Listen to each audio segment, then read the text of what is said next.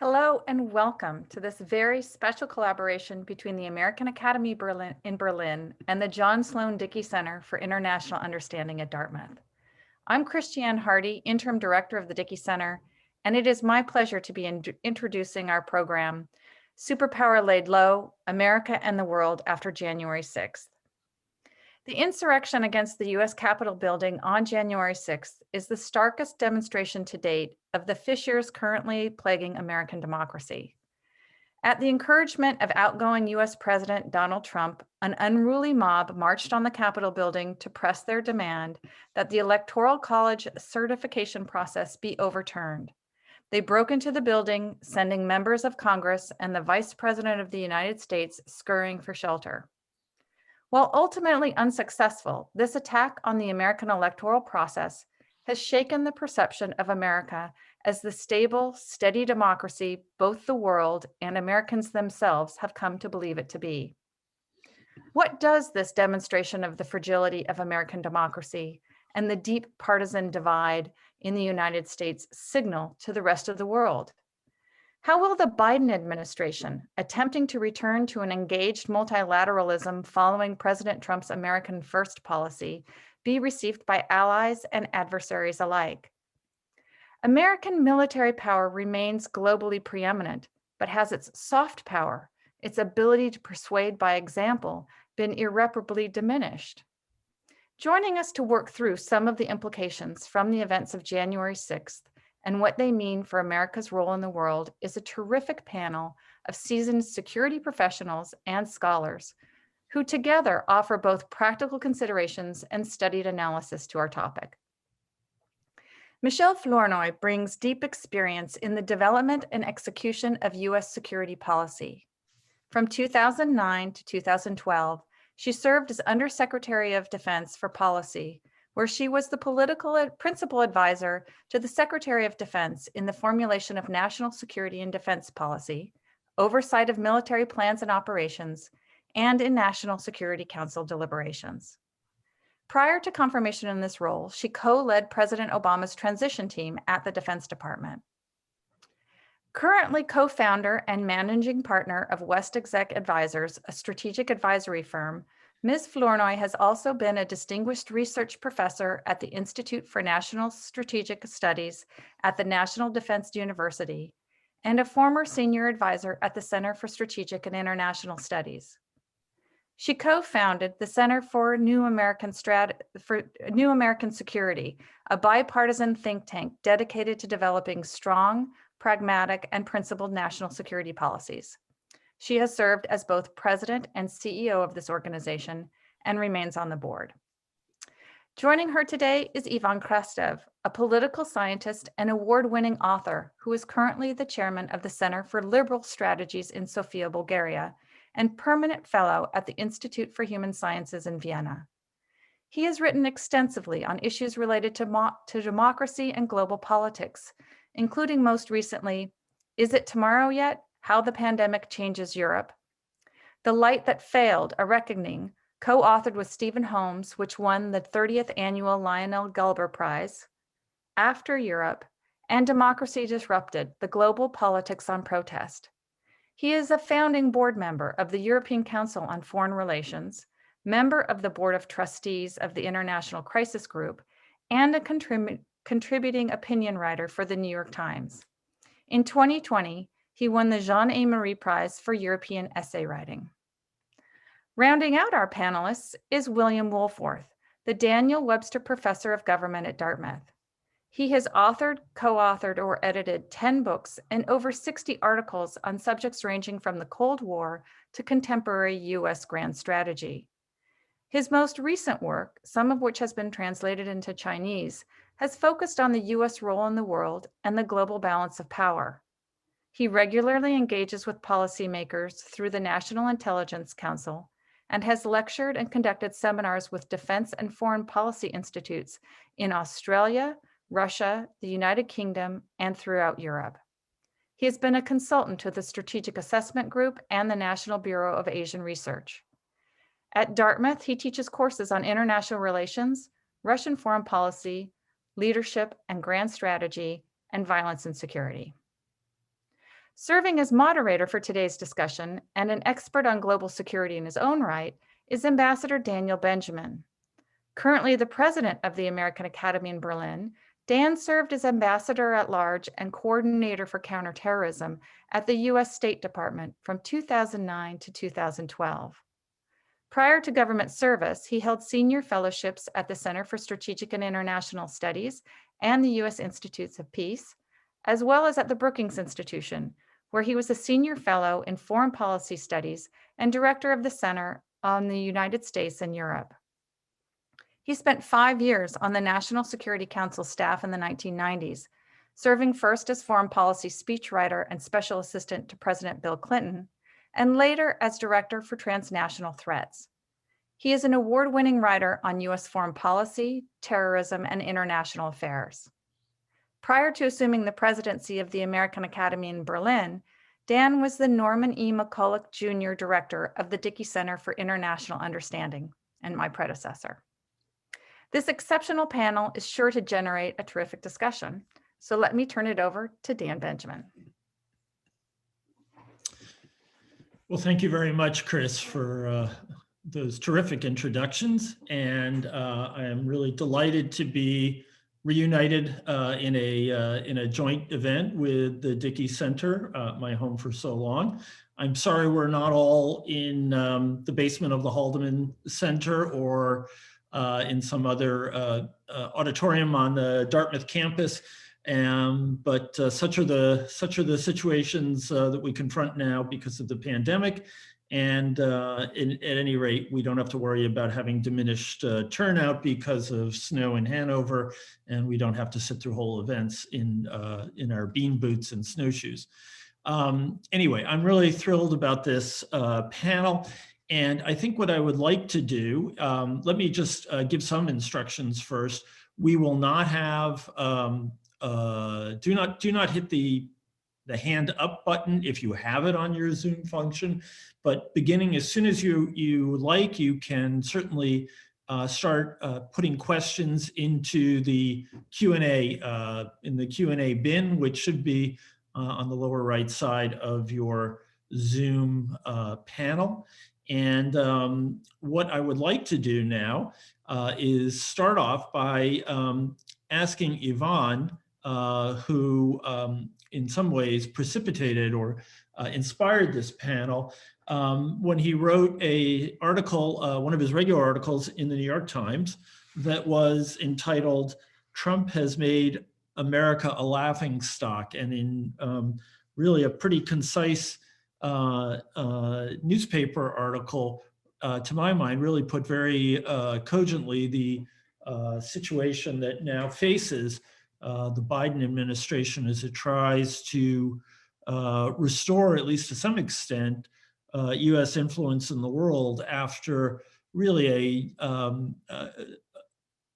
tumultuous, to say the very least, tumultuous 4 years that was capped with the astonishing developments of January 6th, which Chris Hardy has discussed. So, Yvonnes, you have, of course, you have no responsibility for the headline, which, as we all know, newspaper editors still enjoy absolute autonomy when it comes to that. But just to quote from this really powerful piece, you said that the storming of the Capitol showcased not simply a crisis of American democracy, but a crisis of American power.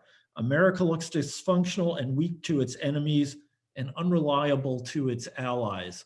Can you expand on that for us so that we'll have a place to start?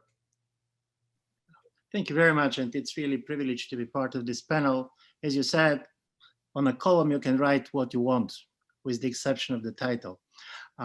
Because probably the title is the only thing that people read. But listen, I'm of the generation that very much came into the public life after 1989. And for us, America was a very exceptional place. When something wrong goes on, for example, in Europe and particularly in Eastern Europe, the major thing that people are saying is this cannot happen in the United States. And suddenly overnight, you understand that all these things that we have been perceiving that can happen to us, but had not happened to the United States, happened. And they happened not just on the January 6th, they happened for 4 years. And from this point of view, I want to make just 3 points, which for me are critical for the way the America is looking from outside, and particularly from outside of Europe. One is that Europeans, even when very critical to the United States, have been taken for granted that there is certain foreign policy consensus on the United States, or president changed, and of course they're going to have a different priorities, but there are many things that are not changing. And from this point of view, the American elections were slightly the opposite to the Russian elections. On Russian elections, you know who's going to be a president, but you don't know what he will do. In an American president, you don't know who's going to basically win the elections, but you don't expect the major changes. And the first thing that happened with President Trump is that this cannot be taken for granted anymore. Europeans are happy that President Biden has been elected.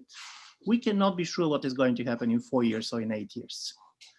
This lack of the foreign policy consensus in the United States is a big issue, because any European politician now should calculate also the possibility that the Biden line can be changed and Biden agenda just in 4 years or 8 years. This is new for Europe. The second thing that in my view is also quite important is that Europeans have been quite often, and we like to be critical about the American power, but we have been critical about the American power always claiming how powerful, too powerful America was. So Europeans all the time have been unhappy of how powerful America was, how badly America is using its power. It was the debate during the Iraqi war and so on. Suddenly, for the first time, the fear is that probably America is not as powerful as we want. And opinion polls are not a great thing to read if you want to understand foreign policy, but from time to time, the opinion polls are very important, not to get the opinion of the people, but to get the sentiment. And suddenly it was striking in Europe to understand that majority in every single of the countries that, 11 countries that ECPR have been studying, and this is the all big EU member states, suddenly the majority of the people believe that in 10 years, China is going to be stronger than the United States. Listen, not that people know much more what it means, not basically that you know exactly what being stronger is, but this is a sentiment, and it is a totally new sentiment. And I do believe this is important because this type of a sentiments, they're affecting politics, particularly in a moment when the political elites feel so much under pressure that they try basically to respond to some of these public expectations. And the third thing that I want to talk from this point of view is that the President Biden administration probably is going to be the most important and transformative for the future of the transatlantic relationships for several reasons. He knows Europe, Europeans know Biden, we like him. If it does not work well for these 4 years, I do believe it's going to be very difficult to get how it will go better. And from this point of view, of course, Americans are going to be surprised by two things on the European side. First is that we have been very much pushing and criticizing President Trump for what he's doing and not doing. But European Union is a very risk averse. And not only public opinion, but also basically a lot of the policy elites. So when it comes to the tough questions about China, about Russia, strangely enough, there is a very strong neutralist instinct. And this is going to be my last point. What Europeans like about the Cold War is how it ended. What basically Europeans are kind of nervous about this kind of a perspective, particularly of a new major confrontation with China and Russia, is that we don't know how this is going to end. So you've said a lot of things, and we'll come back to the European Council on Foreign Relations poll, which is fascinating. Let me just ask you why this time around is so different, because many American policymakers in 2004 said to themselves, oh my God, the Europeans in particular, but the international community in general, is never going to take us seriously again because we have reelected George W. Bush, who, you know, before January 6th, you could still find people who would say that he might have been the worst president in American history because he totally ripped up the Middle East and left it in a disastrous shape that scholars of the region, are still agape at. So we were all, surprised and delighted when the Obama administration came into office that there was a remarkable return to, basically the comity that we had experienced in the past in transatlantic relations. And by the way, the relationship with Europe between the Bush administration, certainly until Bob Gates became Secretary of Defense, was really bad. And, we were dividing Europe between old and new, as Rumsfeld said. So why is this time around so much more catastrophic? Listen, this is a great question, and I have been asking myself quite a lot. Because honestly speaking, in Europe, you don't have a high level of anti-Americanism. Compared to 2003, 2004, you have hundreds of thousands of people, young people in the streets of Rome or Berlin and so on, protesting against the war. But in a certain way, Bush was a very much disliked president in Europe, but he was also disliked in a very American way. Too powerful, trying to change the world, probably aggressive, but he was not coming as an American, let's put it like this.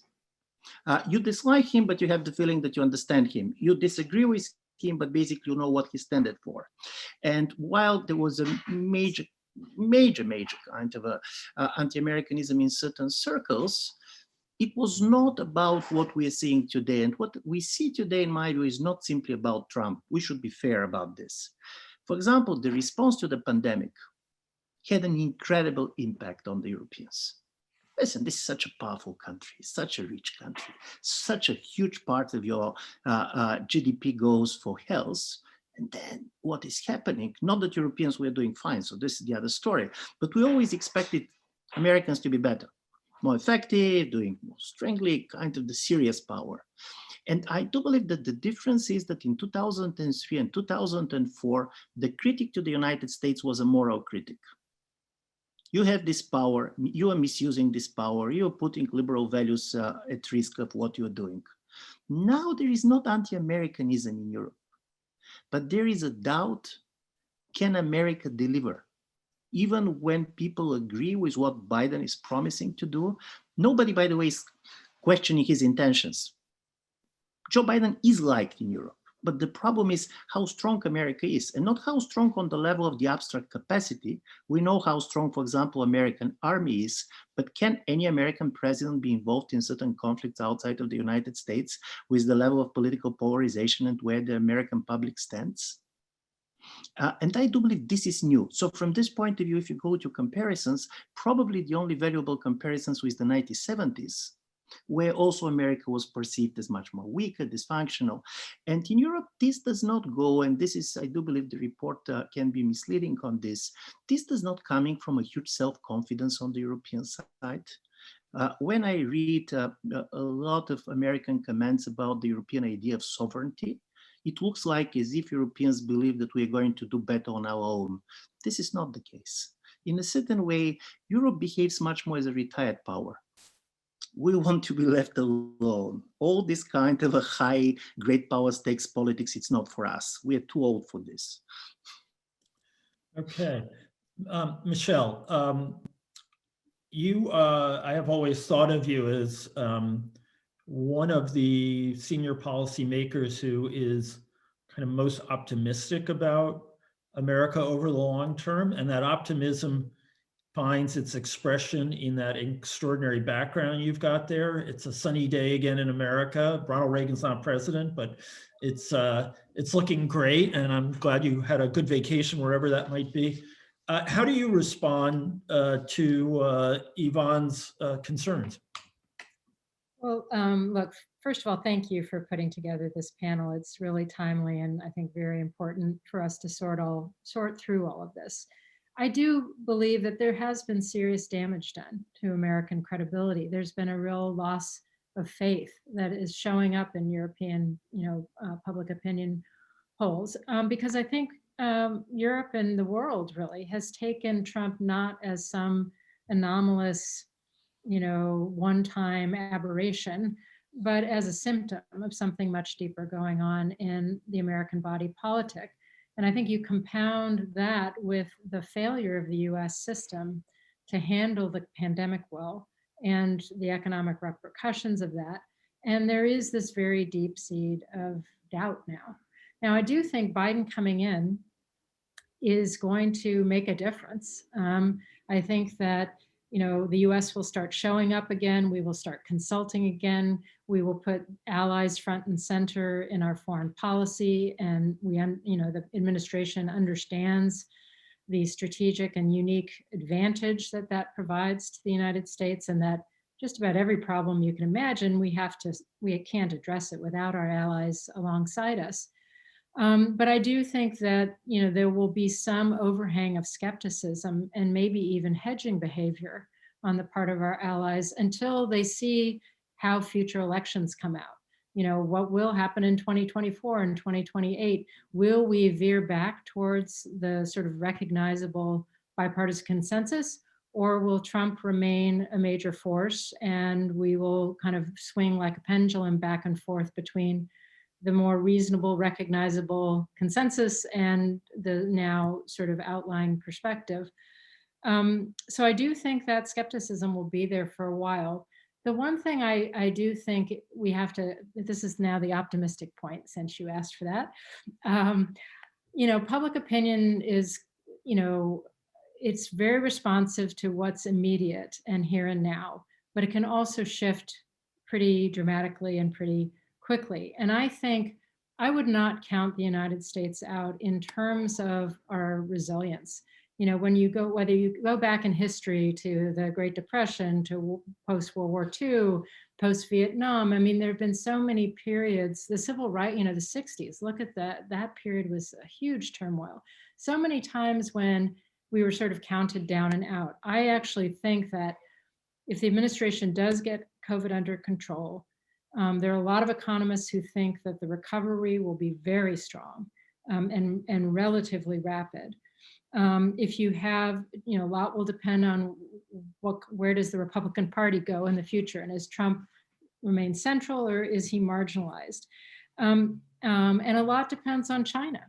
But if we invest in the drivers of our own competitiveness at home, we may end up looking pretty good competing with China if we play our cards right. And China has all kinds of problems that mean that it's not 10 feet tall. So I think the jury is out on whether faith can be restored. And a lot of it will be dependent upon how resilient and how well and how quickly the United States can recover. That said, it's not going to reset to a unipolar moment, right? We're in a different, much more multipolar environment. So US leadership, by definition, will look different in the future than it has in the past. Yeah, a lot to discuss there, but let me follow up with just one point. So you are, we have been talking mostly about Europe so far, and you uniquely of this crowd are from the hard power world. And I am wondering particularly if you are hearing maybe a somewhat different tune from Asia, where first of all, there is no NATO, and therefore the United States, the bilateral relationships are really important, and the security relationships are really important. And no one is doubting the strength of the American military. And I'm wondering if all of that adds up to maybe a greater welcome for the election of Joe Biden and a quicker snapback, if you will, towards a reliance on the US. I can imagine that there would be lots of hedging there too, but I'm curious because you follow this a lot more closely than I do, and I'm interested in what you're hearing.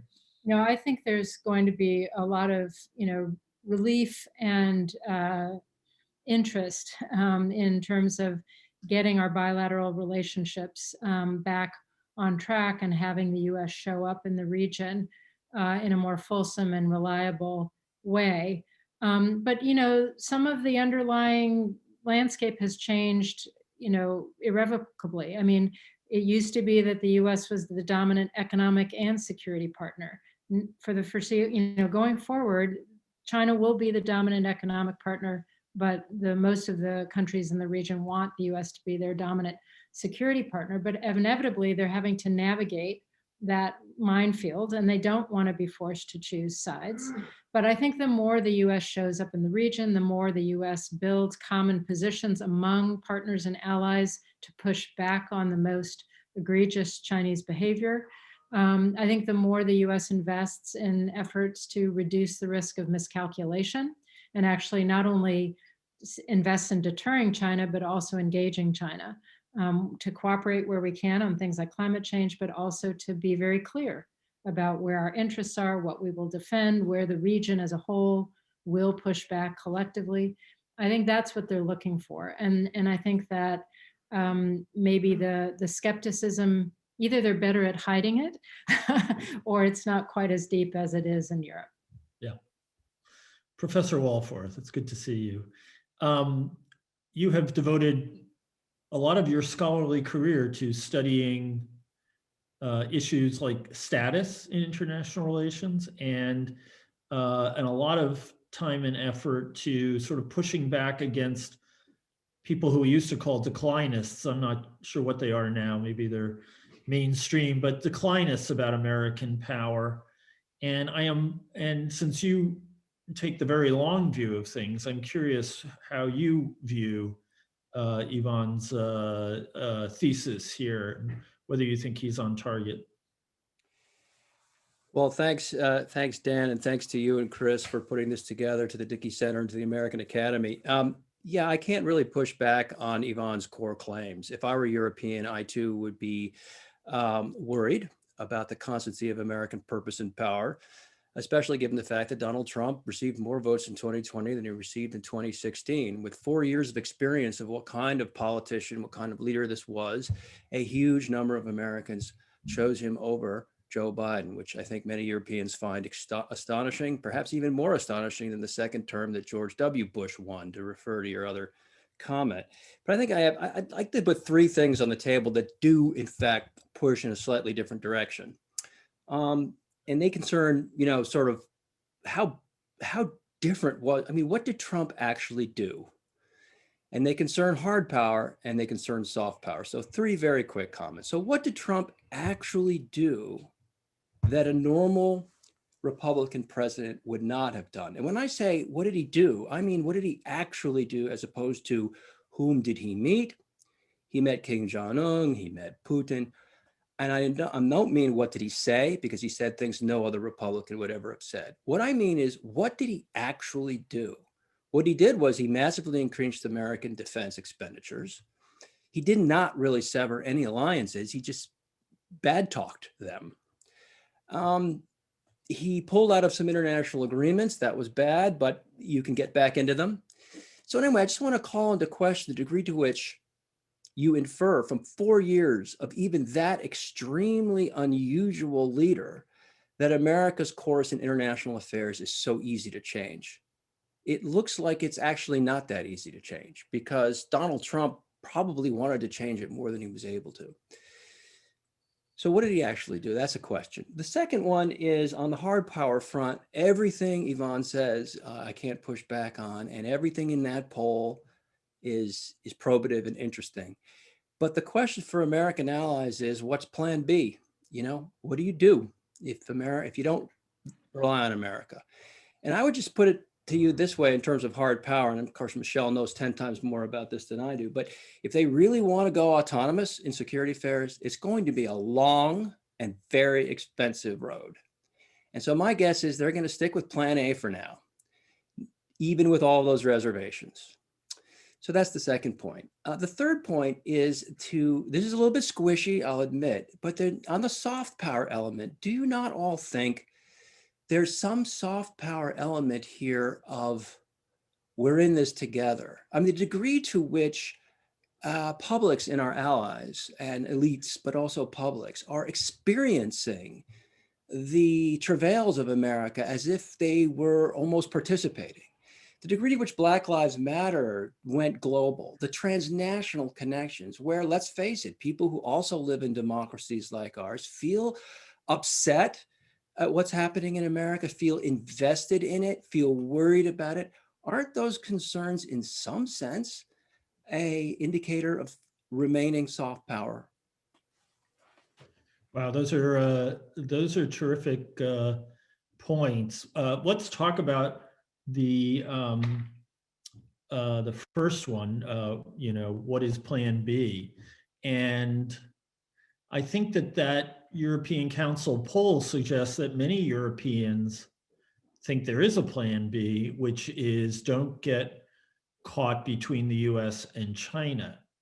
And let's steer our own course and stay away from the hot zone. I have to say, reading those numbers, Yvonne, I was reminded. So I was a reporter in Germany in the early 90s, and there was a poll done pretty much every year. What country does Germany want to be most like? And year after year after year, Germans answered that question. We want to be like Switzerland. And it wasn't even close with anyone else. And what that poll tells me this time is that all of Europe has become German in its thinking on self-neutralization. Is that the way you think of it? And I mean, it does really beg the question of what the view of China is in Europe. I had the sense that the view of China was becoming more and more skeptical and worried, but those poll numbers suggest that the public isn't there yet. It's a great question, and there was a great comment.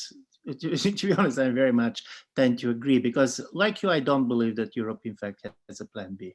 Because the moment when we talk about developing the autonomous military and defense capacities, you see what is happening with the military budgets.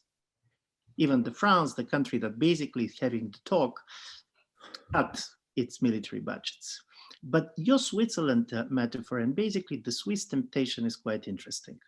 And it has three sources. One, and this is very interesting in the poll, is that on the question how important, strategically important American security guarantees are, only 10% of the Germans are saying extremely important. And the reason is that Europe feels secure. The paradox of Europe is that the success of the American presence for such a long time makes Europe so secure that even when basically we're worried about this and that, we're not worried to the extent that we start to feel insecure in military terms, which is strange on the basis of certain things that happened in Europe. Secondly, Europe is too big to be Switzerland. You can tolerate Switzerland, but when Switzerland is so big, you cannot tolerate it, unfortunately. Because in order to be Switzerland, everybody should agree on this. Swiss neutrality is based on the fact that nobody is against it. I don't see this happening, particularly in the modern world, for many reasons. And I do believe this is part of the story, but you're right. This is where is the public opinion. And for me, what was strange, this is the public opinion in the countries that you don't expect to be. For example, there was a question, I'm going to touch on China, but even on Russia, what the European Union should do in the case of a conflict between Russia and the United States, and the plurality of polls say to stay neutral. This is certain things that is really striking, keeping in mind to what extent basically in the Polish discourse and perceptions, Russia is perceived as a hard security threat. So this is one thing. And here is China. ECFIA did a survey also in the summer of last year. And we saw that view of China has been deteriorating. People started to see much more China as hegemon in making, which is trying to use crude power in order to push for this or that. And the success of China is not based on a soft power. Europeans are not dreaming to live in the Chinese system. We can basically respect Chinese power. I don't believe that we respect Chinese political system. Europeans were very much impressed how China did with COVID, but no European wants to be dealt with in the way the Chinese government was dealing with the Chinese. But this creates this strange moment in which Europe believes, okay, what we can do, we cannot so much rely on the United States. Can we convince the Americans and Chinese to go together? And like most of you, I don't believe it's very realistic. From this point of view, the idea of the strategic autonomy, in my view, is problematic, particularly if you see the technological clash. Because for me, the 5G debate, to a certain extent, very much reminds me of the Marshall Plan debates in the late 1940s. Europe wants to regulate the technological world, and this could be fine if they're going to be a common technological space. But if they're going to be a Chinese technological sphere and American technological sphere, obviously nobody is going to ask for a common regulator. And this is a kind of a difficult moment in which Europe is, and just one last point on Bill's story, what Trump did. For Europeans, Trump did one thing that was really shattering. And this was the first American president who made a claim that European unity is not in the American strategic interest. And this scared all of Europeans. Because we always believed that European Union is an American project, and suddenly he said, I'm not sure that this is in American interest. I'm not sure to what extent basically it's not going to be better for us to deal on bilateral with the different European powers. And this is something that is going to stay. And one of the reasons it is going to stay is that European Union is very fragile. We're doubting America because we doubt ourselves. And this is what Trump did a lot. This was traumatic in my view. And this is why you're going to look to the next Republican foreign policy establishment and ask a very simple question. Do you believe that European unity is in American interest? Or do you believe that America is going to do better if Europe is much more disunited? So that's a really fascinating question. Maybe because my mind isn't so flexible and I just always assume that things will revert to the mean. I've always thought that the large majority of people in Republican politics actually were deeply uncomfortable with Trump's stance on Europe.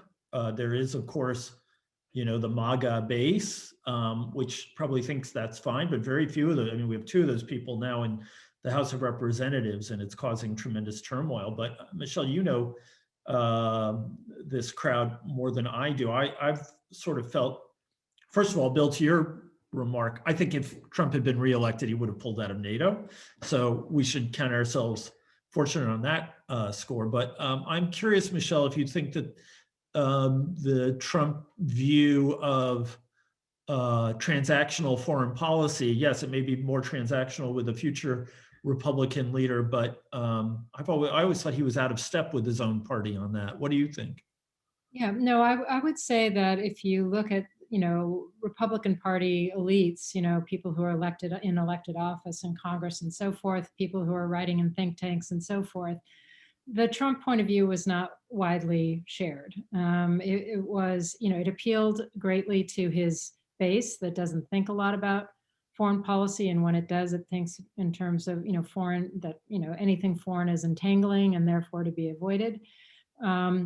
But I don't think it was representative of the sort of mainstream view in the Republican Party, which gives me some hope that there is possibility to rebuild some consensus. That said, as we've talked about, conditions have changed. So the truth is, even if we think that Trump was reasonably on the mark in terms of the diagnosis of the China problem, nobody thinks that his strategy was very useful or productive. And so we need to rethink a strategy towards China. And I think we'd be much better off to do that in partnership as a transatlantic, alliance, or as not necessarily through NATO formally, but as a set of Western democracies that have some very common interests and values in approaching China. I sort of listened to some of the discussion in Europe about China, and I feel like they're 5 years behind. They're still hoping that China, through engagement and through incentives, can become to use Bob Zoellick's phrase, the responsible stakeholder and part of the international system. I think most of the folks who've dealt with China in government in the US believe that that veil has dropped, you know, the veil of Chinese intentions has come down. They are they're going to pursue their interests in a very assertive, if not aggressive posture, using all the instruments. And that in many cases is going to be antithetical, not only to US interests, but to Western interests, to European interests. And so I have heard among European elites who focus on this issue, an increasingly clear-eyed perspective about China. And I don't think we're heading towards a US-China Cold War. And I don't think we should ask any of our allies to choose sides. But we should ask our allies to recognize where we have common interests.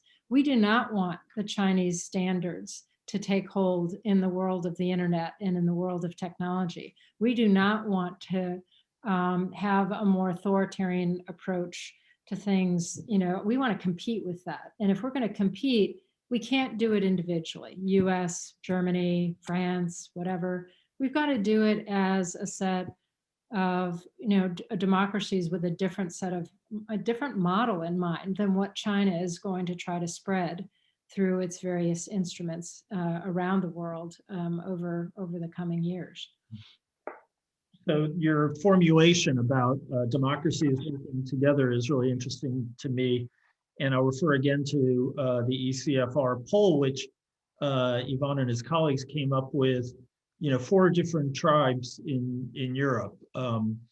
And one of them is, you know, essentially looking at the future and how things will evolve. One group is pessimistic.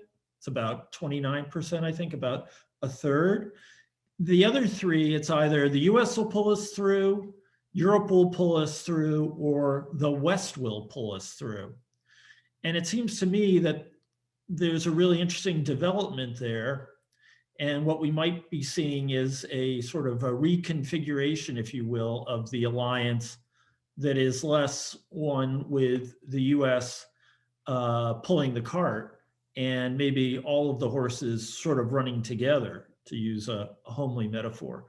Does that make sense to you, Bill? You were the one who was arguing, you know, we're all in this together. And I'm wondering if these two things aren't, you know, opposite sides of the same coin.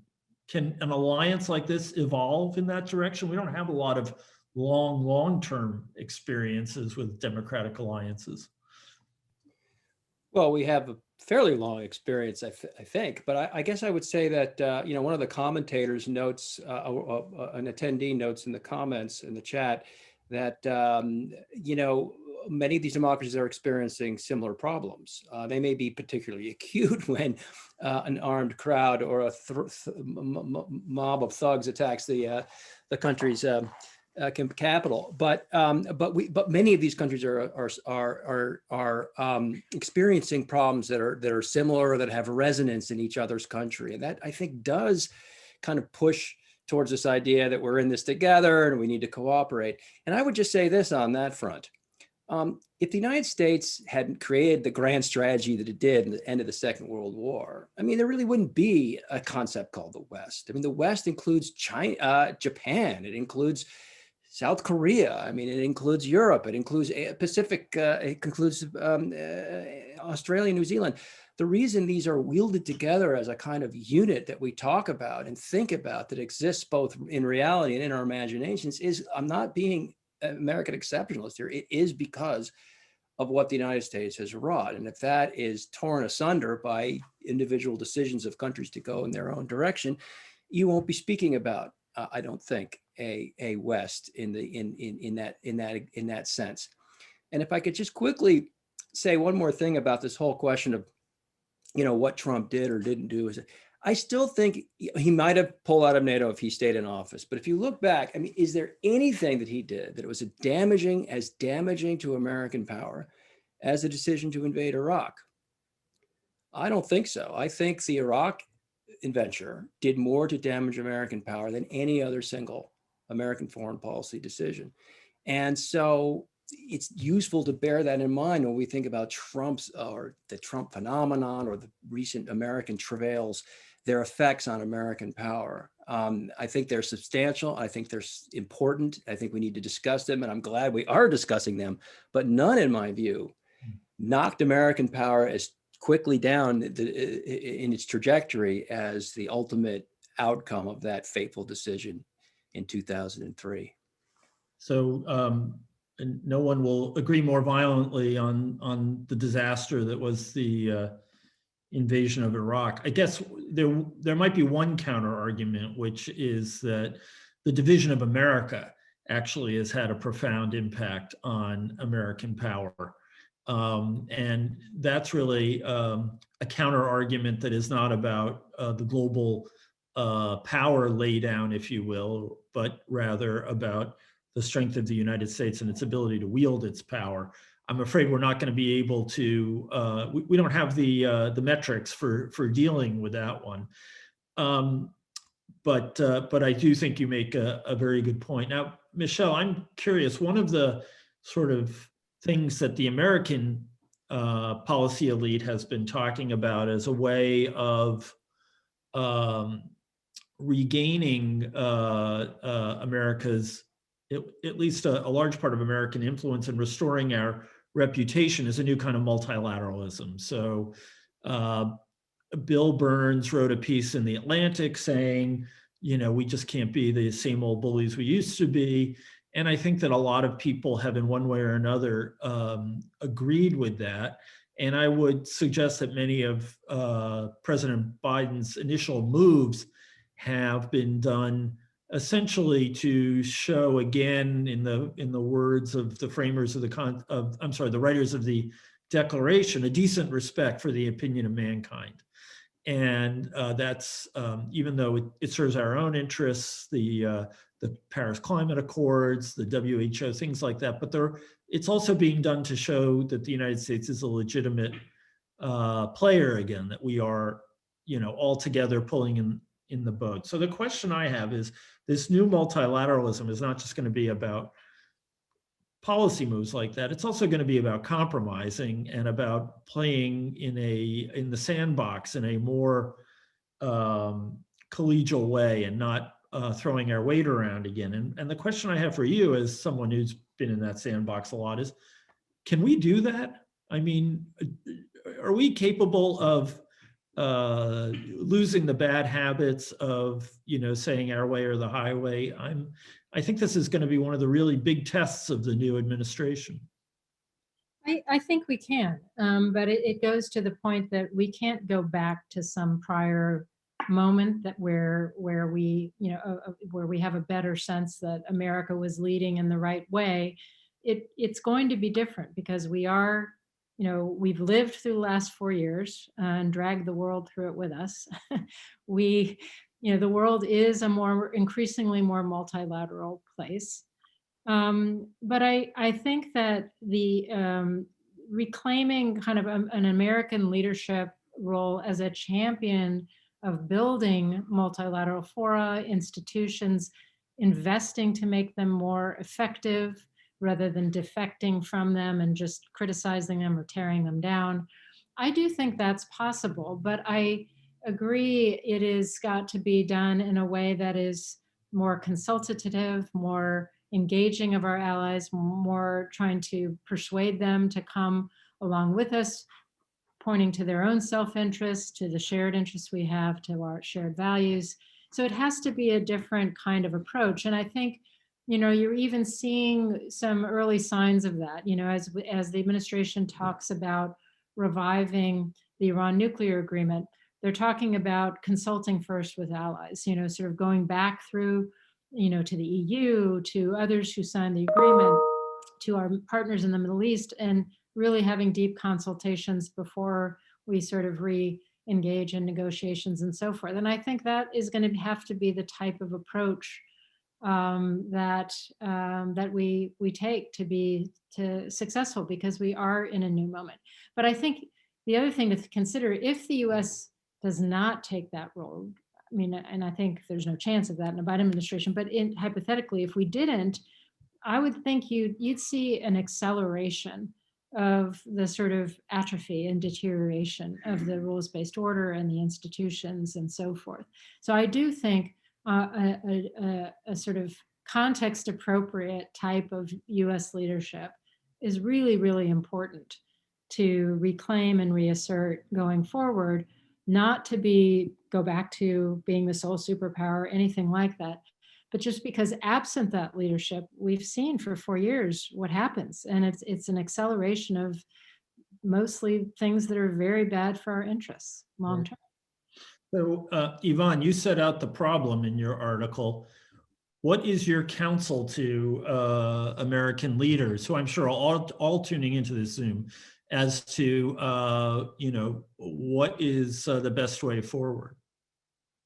Listen, I do believe Europeans, we have been great at giving advice to others. We're not great to give advice to ourselves on many issues. But one of the interesting things that I do believe also we should keep in mind is that, talking also about soft power, is that it's not simply that Trump polarized or made visible the polarization of the American society, but he also contributed to the polarization of European societies. So this is not that Trump does not have any friends and allies in Europe.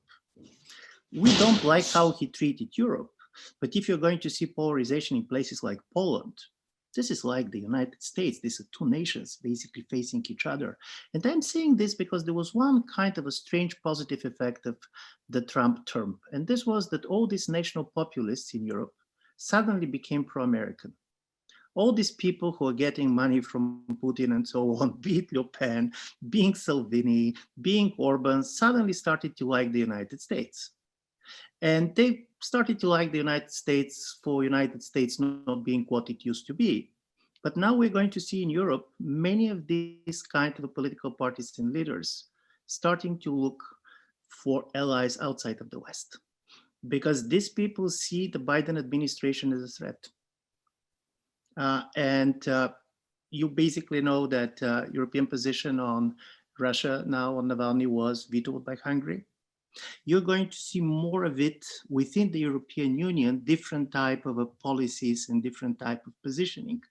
What I do believe should happen, and I very much agree with what was said before, it's not simply that Europe should be consulted.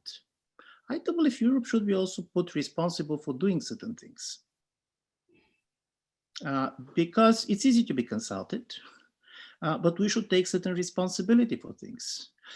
And on the level of the policy elites, I do believe that Europeans will understand quite well some of the limits of our capacities, not simply in terms of military power, but for example, in Europe, it's very difficult to get a consensus about two of our most important neighbor powers. When it comes to Russia and when it comes to Turkey, Europe is kind of paralyzed. Only the American presence helps to basically come with a common position.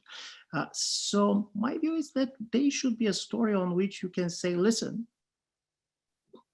don't simply criticize us, let's lead, but also take the responsibility for what is happening.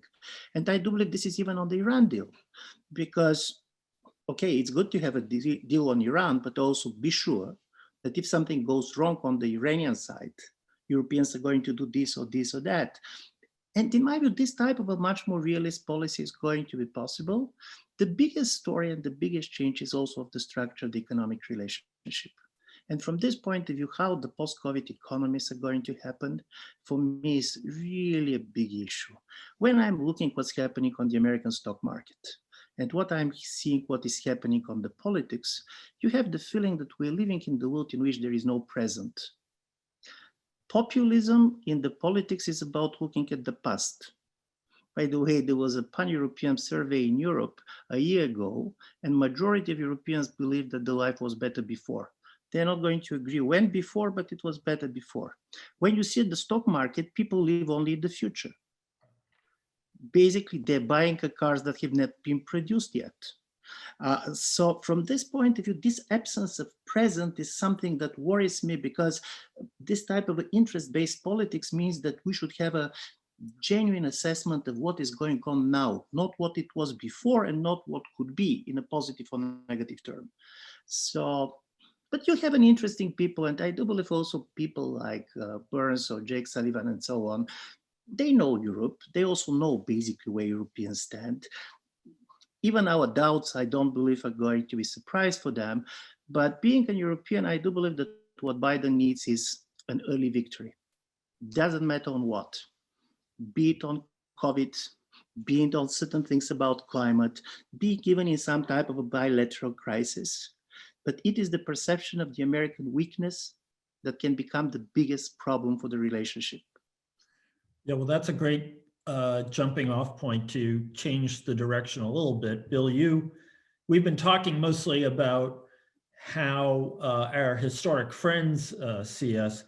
I'm interested in your thoughts on how our historic rivals see us and what the dangers are ahead, in particular in the way Russia makes use of the experience of January 6th, and if you have anything to say on China as well. I know Michèle, I think, mentioned in something that in an interview she did, that they're using the images to considerable effect already. But I'm curious what your read of the Kremlin is when it's, on the one hand, achieved a lot of its policy goals in terms of weakening the US in some material ways, and at the same time is now facing a far less congenial White House.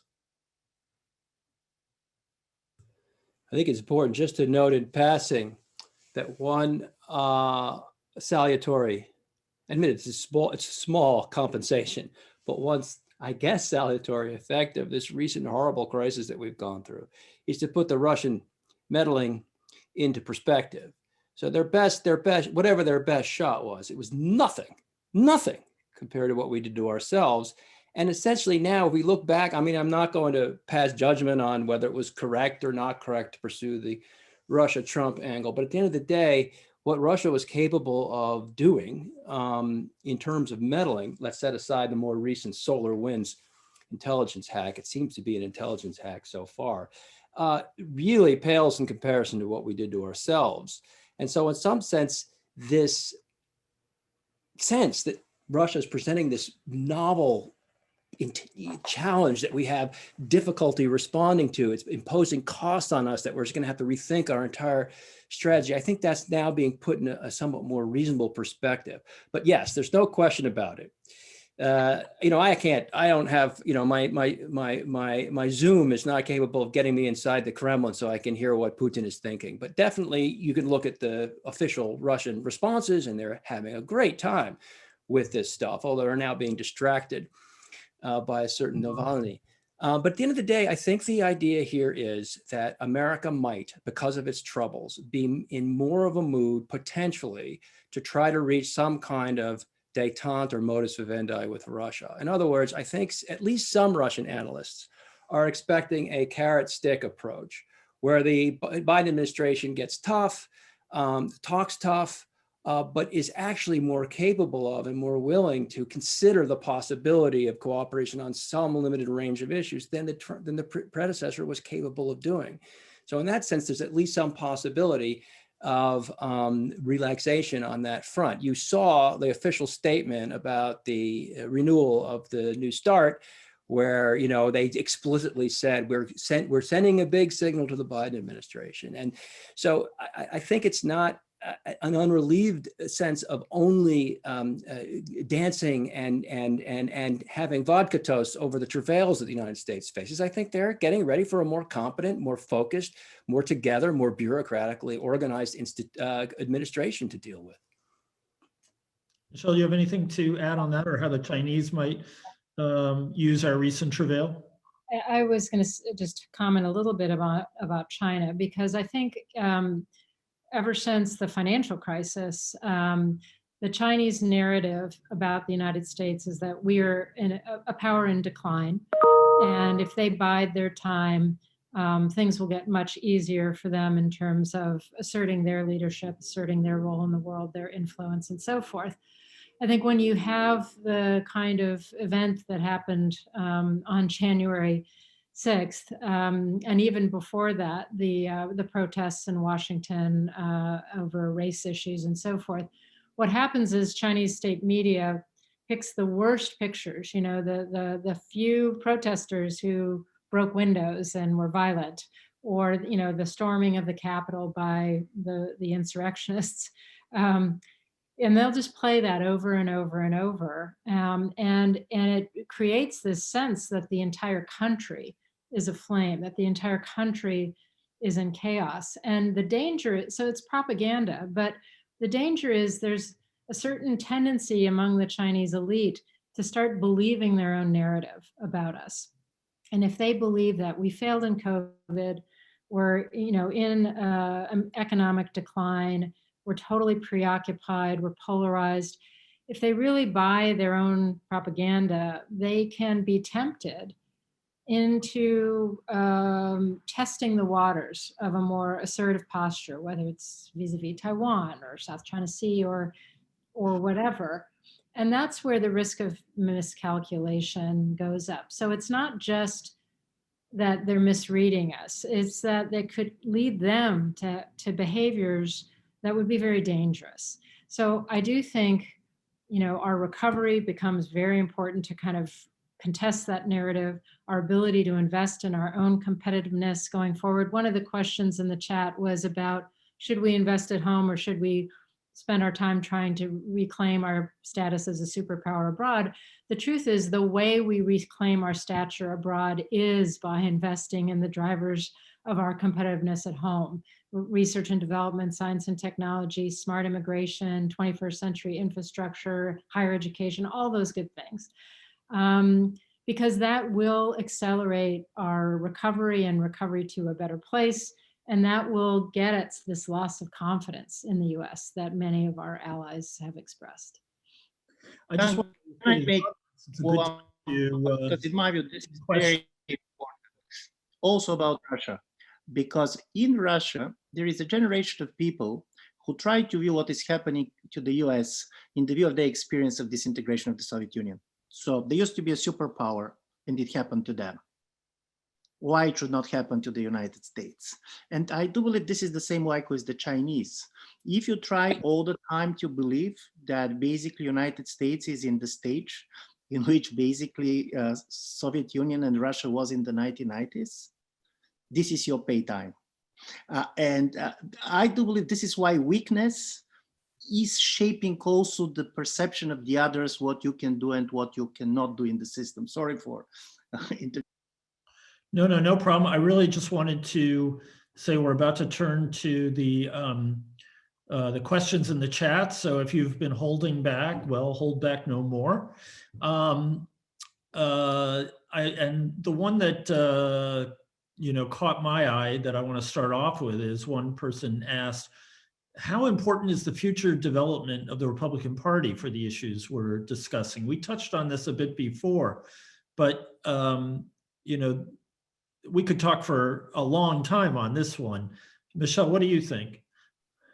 I think it's very important. I think if the Republican Party stays tied to Trump, or Trump remains their sort of,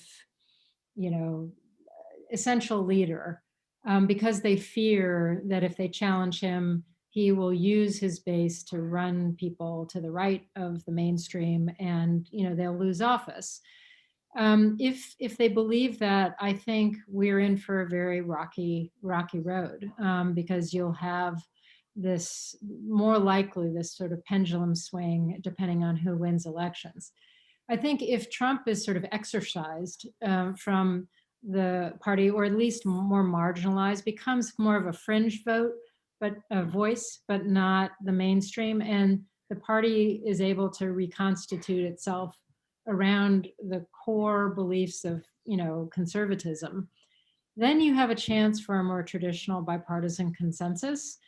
Because I think there are a lot of common lessons from the last 20 years that have been learned across the aisle in terms of some greater humility with regard to the use of American hard power. The nature of the challenges we face, demanding alliances and coalition partners if we're going to confront climate change or a next pandemic or whatever it is effectively in the future. So I think it's a really critical question.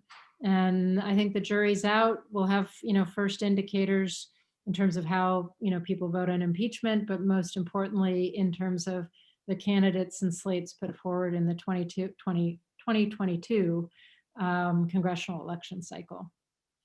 Right, and the fact that more or less moderate senators like Portman of Iowa are retiring is also a worrisome sign. I'm curious, Yvonne, from your reading, how has the first, week of the new administration, week plus, panned out, in the sense that on the one hand, my feeling was that everyone saw the inauguration as an extraordinary moment. I mean, even in the context of American inaugurations, which, whose orchestrators are really good at hitting all the chords and really making you emotional, this was a remarkable one. On this, at the same time, we just had Senator Rand Paul's vote on whether or not to even have the impeachment trial, and it appeared that the Republican Party had not really budged from its its position anchored to Donald Trump. So I'm curious, how do you add it all up? No, inauguration was really a kind of a high moment for everybody, because it reminded people what America could be. But the interesting story is that in Europe, first for 2 or 3 years, Europeans tried to talk about Trump simply as an accident. Car accident, it happens, even in the best families. So he's not going to be perceived as a Republican. They're going to see they're Steve Biggins of this world, and they're fine. Steve Biegun, the outgoing Deputy Secretary of State and a real establishment figure. No, but person that Europeans understand and respect and so on. But then suddenly what happened is that you understand that Trump is much more transformative than we were ready to believe. And don't forget, also in Europe, we have the feeling that also we don't know very new coming Democratic Party, not on economic agenda. Is part of the European mainstream to a great extent, but you see a lot of people who said America simply should stay home. We should not be interested. Europeans could be a kind of a former colonial powers and so on and so on. And this is a legitimate questions, by the way. So suddenly you have the feeling that you don't understand American politics as a whole. Not simply that you don't understand the Republican Party, which is quite obvious. And I do believe one of the important things that is going to happen is that you have a new generation of people, both on domestic politics and on foreign policy people. And for them, on both sides, they don't know each other as well. For example, if you're a young American foreign policy people, probably you speak Chinese and not Russian. You're much more interested to see what is happening in Asia and in Africa than what is happening in Europe. And even for the Europeans, this is true to a certain extent, even those who graduated from the American universities. So Biden, from this point of view, is the best for Europe because he is the most Europe knowledgeable president in a long time, much more Europe knowing than even Obama, who was so much liked in Europe. But for us, the question is, who are the next? How important for the next Europe is going to be? And this, in my view, is legitimate questions because this is the questions coming all the time, and most of these people are very America friendly. So I'm even not talking about people who are kind of doubtful about the United States. How much will care for the next generation of American political leaders? Well, I was tempted to respond to your remark about Chinese versus Russian by saying, well, we're Americans, we don't speak a second language. And then I thought that in fact, the Secretary of State had his first foreign call and conducted it in fluent French. So the world's turned upside down as the band played when the British were defeated. It's very hard to figure it all out. I do think that certainly the top policymakers in the new administration certainly learned a tremendous amount from their previous experience in government. But all these generational questions are interesting, and I'm sure Michèle has had a similar feeling looking at the list coming out of the White House of who's being hired and say, who are those people anyway? And were were they born after 9/11? So it is definitely an interesting situation. So we have another question. US, China, and Europe each is confronting how to address big tech. How will this affect geopolitics? We've sort of talked on the margins of this one. And some have suggested that actually concerted work between the US and Europe on big tech may be the high road to stabilizing the global situation and really seizing hold of the standards issue that you brought up, Yvonne, and really establishing, the whole rules-based order again. I'm curious if anyone wants to opine on this one. Yeah, I'll just you start by saying I think there's first and foremost an economic dimension of this. I think there are key technology areas where it will be imperative for the United States and for our European countries to really invest in achieving and then maintaining a cutting edge in these areas if they're going to have the sort of economic competitiveness that they're hoping for in the future. Because things like AI, things like 5G, these are, and a lot in biotech, are going to define huge segments of the economy and what's possible. I think beyond that, the question is what standards will govern these technology, what norms, what standards, what regulatory approaches. And here, although we could have a whole seminar on the differences between the current US and European approaches, I think there is a possibility that we can align on some really important issues and counterbalance what China and Russia are showing up and trying to do in the international standard setting bodies, which would be very detrimental if those became the global standards. So I think there's an economic dimension and there is a kind of normative standards dimension. And we will, hurt ourselves if we don't figure out how to cooperate more closely as allies on that. Anyone else? Yvonne? Point, because I do believe here Europe can really be also helpful to the Biden administration domestically. You probably have noticed the reaction of the German Chancellor Merkel when basically Facebook and others decided and Twitter to close Trump's account. And the German Chancellor is not famous for being a great lover of Donald Trump. But she was afraid of the power that is concentrated in the big corporations, technological corporations. And she believed that they should be a regulation that cannot be a self-regulation of these companies. You cannot leave this to the market. And I can see also this debate going into the United States. And from this point of view, Europe can be interesting because exactly that, because we don't have these giants.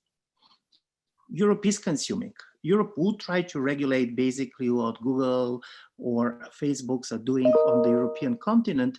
This is a great story to start to regulate together. Because if you're going to have a transatlantic standards on this about the freedom of speech, who is going to have the decisions for this or that can be published, this is going to be very powerful. And from this point of view, because Europe is much more disinterested, this is not European companies. I do believe we can be a very good partner to the United States if the United States decide to go into this direction.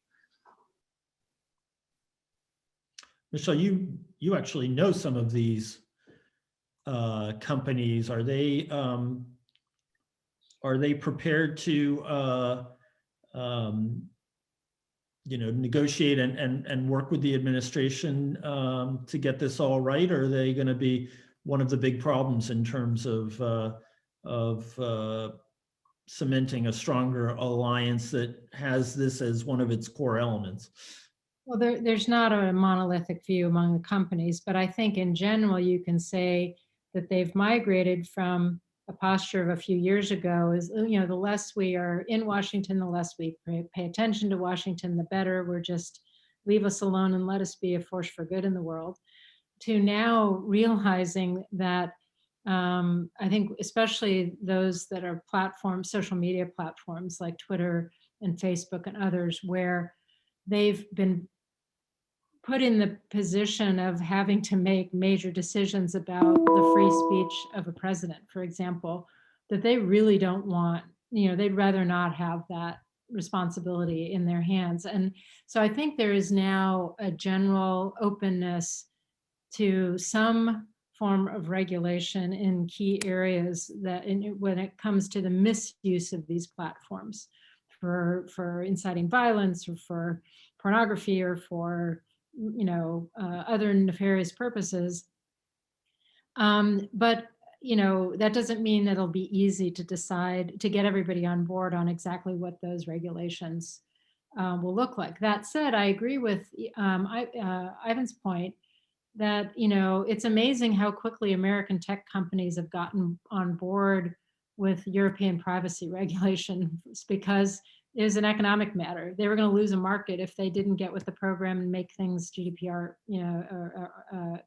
compliant, right? So I do think this will be an interesting area, and between what we've just lived through, where the Congress, I think the US Congress, particularly Democrats, are very interested in exploring, and people like Senator Mark Warner are going to take a leadership role on this, of is there productive and useful regulation. And I think the tech companies are now, for the most part, realizing that they're going to participate in that conversation and try to, as opposed to avoiding it, try to influence how it comes out. And in some cases they want more regulation. In other cases, they don't want it at all. So it's going to be an interesting negotiation, but that will definitely be a major issue, in the next Congress. Well, speaking of major issues, I want to take one viewer's question. In part, it's a return to something I asked Yvonne before when I said, what do the Europeans want most? And I think I don't know if it was the Europeans, Yvonne, but it was your wish that Biden had notched a big victory. But I'd be interested, this is a two-part question. What do we think the Europeans would like to see the administration do most? And conversely, what would the administration most like to see Europe do in the near term? So who would like to take this one on? Bill. I actually get to twist my answer into something of a rhetorical point, which is I would like everyone to reflect upon this and tell me if I'm just being the professor here, I'm being an academic, but am I not seeing a contradiction in that I thought I raised that really the Trump, as bad as he was, really just in concrete matters did not do that many things. And the responses we've gotten, both I think in this forum and on the questions, have all been about speech. He said that European Union was bad for the United States. He said this, he said that. Now, if speech can be so important for Trump, why can't speech be equally important for Biden? So in some sense, why can't I answer this question by saying that what the Europeans want is in part to say nice things? Because what we've just heard from everybody is that Trump saying unnice things was probably the biggest problem. So I think if you guys are right about how much damage Trump's words did, then I think the first step for Biden would be about rhetoric. And of course, I think we can expect him to do well on that, and the other members of the administration to do so as well. Well, one could counter that by saying that withdrawing from the climate accords was more than speech. But Yvonne, you had your hand up, so. No, but I do believe it's a valid point. And part of the valid point is that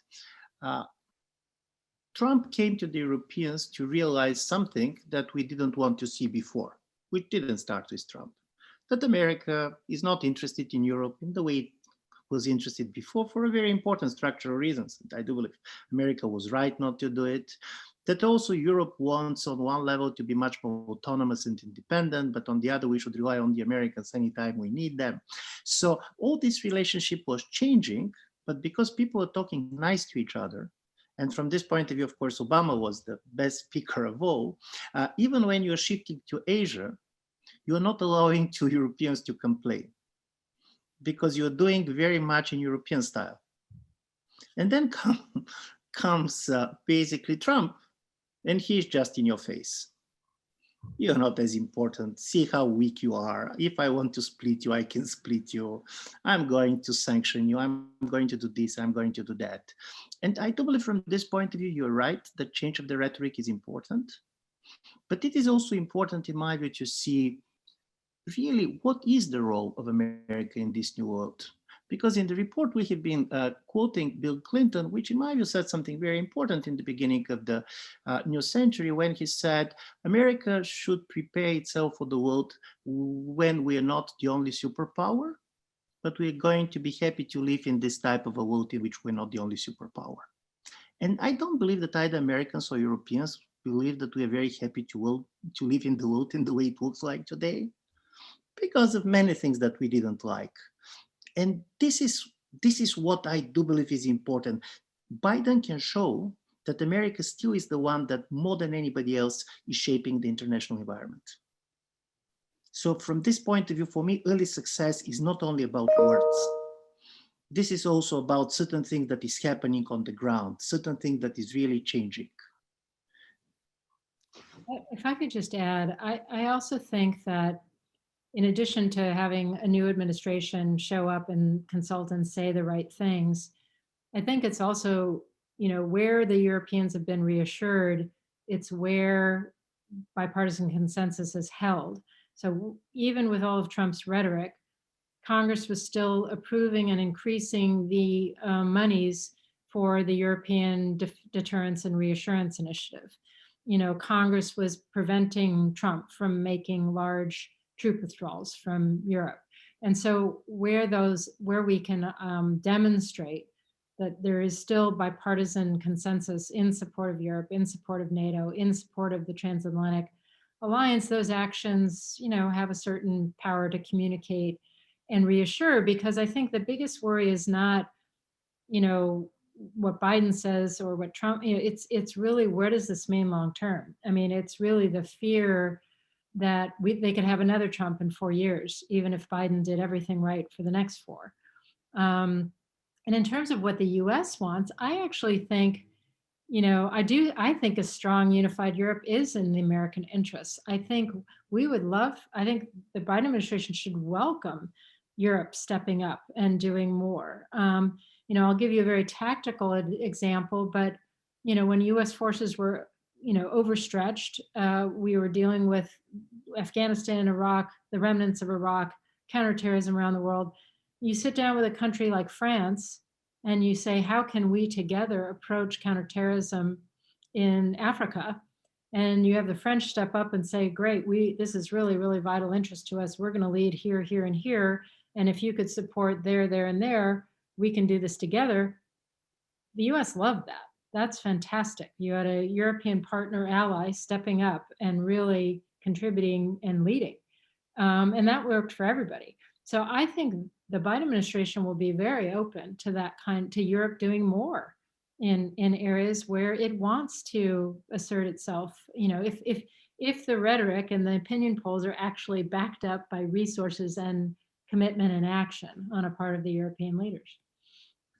So let me offer. I think Michèle is absolutely right about a strong and united Europe. But I wanted to just propose that of all the many issues on the docket, maybe good coordination on China policy would be the top thing that Washington wants now. I would leave that open to the panelists to comment on that and see if they agree. I think that's right. I think the rise of China, managing this competition short of conflict, making sure that Western norms ultimately do prevail in terms of the global system. I think that coordinating and collaborating on how we deal with China effectively and in a clear-eyed manner will be very high on the transatlantic agenda. Not the only issue, but that will be very important given the consequences for all of us in terms of both economic prosperity, rule of law, and security long term. Bill? Oh, okay. Well, I would just say I couldn't agree more, but I do think there's a question on the table that we haven't really addressed. I don't know if we have time to, but it's related to sort of what we can do together or what we should do together with democratic allies. And that is, how important is democracy and its promotion in our foreign policy? You might think that with all these countries suffering, or not all of them, but many of us suffering from internal problems that seem to challenge our institutions, that perhaps we would be a little bit more reticent when it comes to instructing other countries how to arrange their domestic affairs. At least some experts say that a part of our problem with Russia and China is, and again, I'm not going to comment on the veracity of this, but that they genuinely feel actually their regimes to be much more fragile than their propaganda suggests. And therefore that a robust insistence on democratic principles that seem to imply comments about how they should run their domestic affairs is something that frightens and complicates their relations. So I think it's a question of whether we and our allies want to unite around an expansionist conception of democracy or a preservation, consolidationist kind of understanding of democracy. Well, I don't think there's any question, but that you're right about democracy as being a huge priority. Yvonne, you were about to say something. Yeah, because I agree very much both on China. And this is interesting because I do believe Michèle said that she has the feeling that Europeans are 5 years kind of later. And I agree, because in Europe, still you do not have a consensus between the business community and security community. I do believe America was also like this, but in the last years, this changed. And in also what I do believe people from time to time underestimate about Europe, you have big countries like France and Germany, but European Union basically is composed of a small and mid-sized countries, and we tend to be very provincial. I don't know any Bulgarian politician who is sleepless about China. And you have all these people there. And listen, and this is important because this is a prime ministers, their ministers. As a result of it, for Europe, it is quite important also to go on the scale of the challenge. And here comes the democracy side, because we can go very declarative about democracy and it's not going to work.